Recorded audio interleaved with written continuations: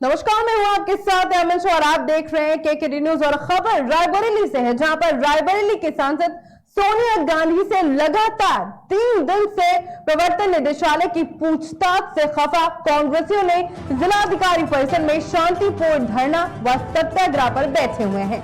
प्रदर्शन के दौरान कांग्रेस कार्यकर्ता ने कहा है कि वर्तमान सरकार से सौतेलेपन व 2024 के चुनाव को देखते हुए विपक्ष पर लगातार ईडी से हमला कर रही वर्तमान सरकार के खिलाफ कांग्रेसी दल सड़कों पर नजर आएंगे।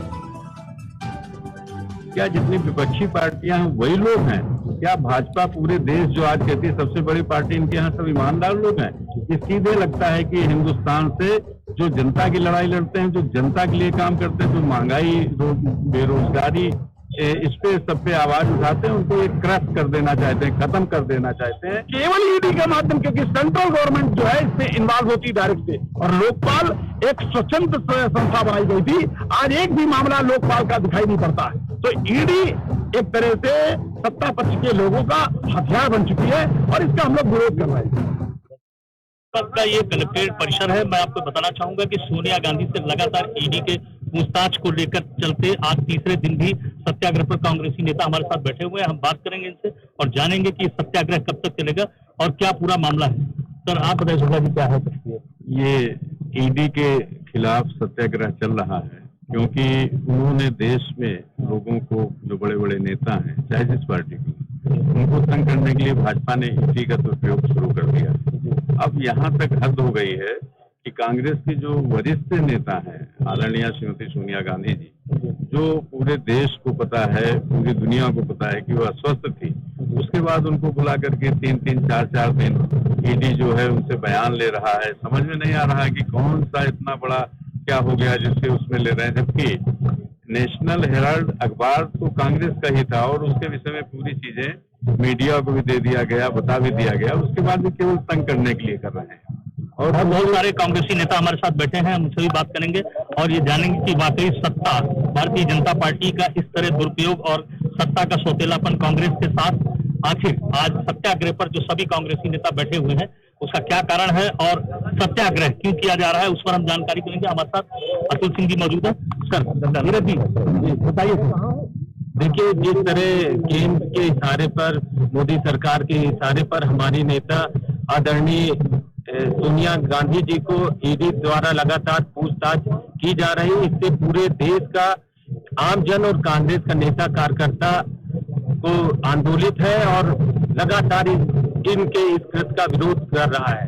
जो नेता जिसका एक इतिहास है, जिसके परिवार का एक महान इतिहास है, इस देश की स्वतंत्रता से लेके और आजादी के बाद राष्ट्र निर्माण में, और जिन्होंने खुद इस देश को बढ़ाने में अपना योगदान किया हो और जिसके ऊपर कभी भी एक करप्शन का चार्ज नहीं आया। 2015 में ईडी ने इस केस को बंद कर दिया था। 2024 का चुनाव देख के इन्होंने दोबारा इसको ओपन किया और लगातार केवल छवि धूमिल करना और यहाँ इस देश में फैले भ्रष्टाचार, बेरोजगारी, महंगाई को से आम जनमानस का ध्यान भटकाने की ये कोशिश मात्र है।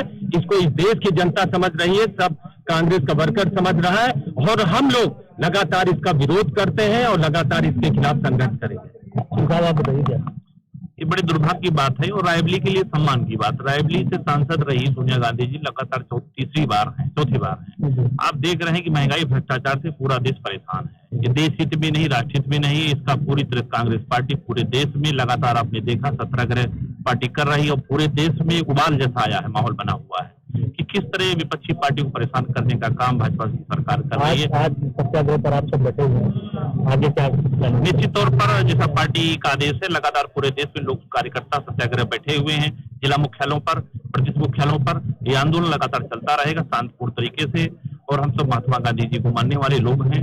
हम लोग कांग्रेस पार्टी के अनुशासित कार्यकर्ता होने के नाते हम सबका और देशवासियों का भी एक यही मत है कि जिस तरह बच्चों को परेशान भाजपा सरकार कर रही, बड़ी दुर्भाग्यपूर्ण बात है। दूसरा सबसे बड़ी रायबरेली के लिए सम्मान की बात है।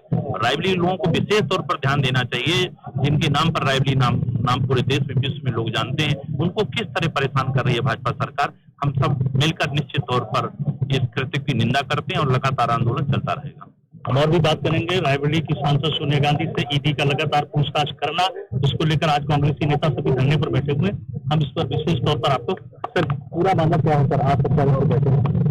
देखिए, वर्तमान सत्ताधारियों द्वारा विपक्ष के प्रत्येक दल चाहे कोई भी हो, सबकी आवाज दबाने और उनके सामने जो भी सवाल खड़ा करता है उसके खिलाफ अनर्गल आरोप लगाकर उस व्यक्ति को दोषी बनाए रखने का कृत्य जो वर्तमान सरकार कर रही है, इसके खिलाफ कांग्रेस ने जब अपनी जनता की आवाज उठाई तो उन्होंने ईडी जैसे के माध्यम, संस्था के माध्यम से नेशनल हेराल्ड के उस प्रकरण को जो कि 2015 में बंद हो चुका था उसी ईडी द्वारा, पुनः खोलकर कांग्रेस और हमारे नेताओं की छवि धूमिल करने का काम किया है।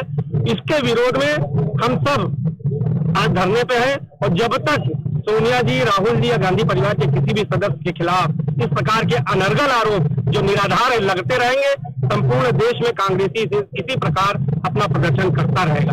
मोदी सरकार 75 साल की एक बीमार महिला जिसके परिवार का लंबा बलिदानों का इतिहास है, झूठे आरोपों में लांछित करना चाहती है। इस सरकार को शर्म से दुग्ध मरने की जरूरत है।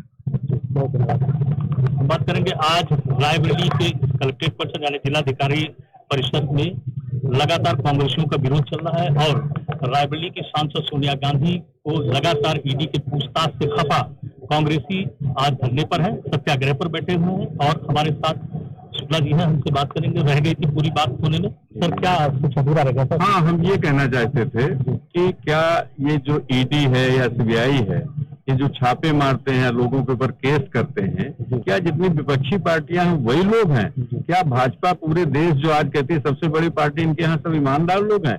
ये सीधे लगता है कि हिंदुस्तान से जो जनता की लड़ाई लड़ते हैं, जो जनता के लिए काम करते हैं, जो महंगाई, बेरोजगारी, इस पे सब पे आवाज उठाते हैं, उनको एक क्रश कर देना चाहते हैं, खत्म कर देना चाहते हैं। लेकिन जब ये स्थिति आ जाती है, कोई भी शासक ऐसे देश के जो जनता के नेता हैं, जो जनता की आवाज उठाते हैं, जब उनको क्रश करते हैं तो अपने आप वो सरकारें पलट जाती है, उनका तख्ता पलट हो जाता है। वही होने वाला है, भाजपा की सरकार जाने वाली है। और मैं कहना चाहता हूँ एक बात और कि इनके ऊपर ये 10, 20, 50 करोड़ का जो आरोप लगाते हैं, ये वो परिवार है। मैं एक बार कहना चाहता हूँ, ईडी, सीबीआई या भाजपा के नेताओं को इलाहाबाद जाना चाहिए और वहां आनंद भवन देखना चाहिए। उन्होंने उस समय दान किया था, इतनी बड़ी जो अरबों खरब की बिल्डिंग है उसको दान किया था। ये वो परिवार है। ये लोग इस तरह का काम नहीं करते हैं। ये इनको तंग करने के लिए कि 2024 का चुनाव आने वाला है तो इनको तंग करना चाहते हैं, लेकिन इसका जवाब देश की जनता समय पे देगी। केवल ईडी के माध्यम, क्योंकि सेंट्रल गवर्नमेंट जो है इसमें इन्वॉल्व होती है डायरेक्ट से, और लोकपाल एक स्वतंत्र संस्था बनाई गई थी। आज एक भी मामला लोकपाल का दिखाई नहीं पड़ता है। तो ईडी एक तरह से सत्ता पक्ष के लोगों का हथियार बन चुकी है और इसका हम लोग विरोध कर रहे हैं। बहुत धन्यवाद। लगातार प्रवर्तन निदेशालय का जो हमला है कांग्रेस के ऊपर 2024 के लोकसभा चुनाव के मद्देनजर रखते हुए सरकार, वर्तमान सरकार जो सौतेला बन कर रही है, उस पे कांग्रेसी शांतिपूर्ण से धरना प्रदर्शन यानी सत्याग्रह हो रहा है। बात करेंगे, कांग्रेसी नेता भी हमारे साथ हैं, हम जानेंगे कि आखिर इस सत्याग्रह और वर्तमान सरकार के सौतेलेपन व्यवहार से कितने नाखुश हैं। क्या सर पूरा मामला? ये नेशनल हेराल्ड का केस है, जिसमें न कुछ देने का मामला है, न कुछ लेने का मामला है। इवन वो जो यंग इंडिया बना था, उसमें ये भी था कि इससे एक पैसा कोई ट्रस्टी खर्च नहीं कर सकता है। फिर मनी लॉन्ड्रिंग और इनकम टैक्स कहाँ से आ गया? कोर्ट में केस था, कोर्ट ने भी कहा कि दिस इज अनदर केस। इसको ईडी ने 2015 में बंद भी कर दिया था, इसको क्लोजर रिपोर्ट लगा दी थी। उसके बाद फिर पिछले साल मोदी के दबाव में इसको खोल दिया गया। और आप देख लीजिए क्या हालात है पूरे देश के। पूरा देश डरा हुआ है। जितने भी सरकारें हैं, सारी सरकारें, आप अभी महाराष्ट्र की सरकार देख लीजिए, वो काहे में गिरी? ईडी के दबाव में गिरी। मध्य प्रदेश की सरकार जो गिरी थी कांग्रेस को, ईडी के दबाव में गिरी। हर राज्य में उनकी नजर है कि ईडी के जरिए हम इनको परेशान करें। कर ले कोशिश। ये सोनिया गांधी जी हैं, ये राहुल गांधी जी हैं, ये किसी से डरने वाले नहीं हैं। मोदी जी और योगी जी एक बड़ी भूल कर रहे हैं। ये गांधियों से टकरा रहे हैं। एक गांधी से अंग्रेज टकराए थे, जिनका कभी सूर्य अस्त नहीं होता था, तो उसके बाद से उनका नाम लेवा कोई नहीं बचा। तो यही हालत ये करेंगे। गांधियों से अपनी मोदी जी टकरा गए और निश्चित रूप से जान लीजिए वही स्थिति होगी जो अंग्रेजों की हुई थी। तो सरकारी मशीनरी के आप सत्ता के शीर्ष पे बैठे हुए हो, आपको बड़ा दिल दिखा करके सारे विपक्ष को साथ लेके चलना चाहिए। हर विपक्ष के एमपी को आप आज जो मतलब सन 47 के बाद से आज तक कभी भी अगर गांधी प्रतिमा के नीचे कोई प्रदर्शन करता था कोई एमपी तो उसको सस्पेंड नहीं किया गया, और सस्पेंड भी किया गया तो एक सेशन एक दिन के लिए किया जाता।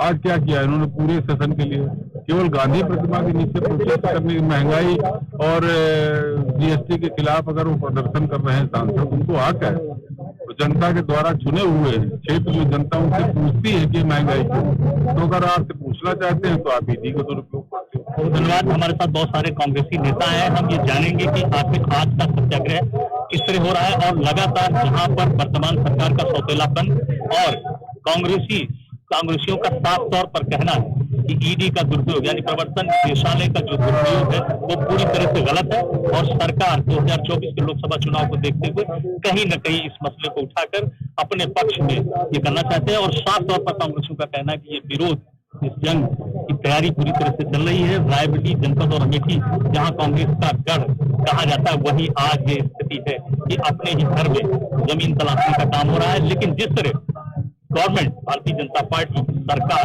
सौतेलापन और ईडी को जिस तरह इस्तेमाल कर रही है उससे सारे कांग्रेस की सभा आप साफ देख सकते हैं। ये जिलाधिकारी परिसर है और यहाँ पर विरोध यानी सत्याग्रह जताया जा रहा है जो शांतिपूर्ण तरीके से। बहुत बहुत धन्यवाद। क्या जितनी विपक्षी पार्टी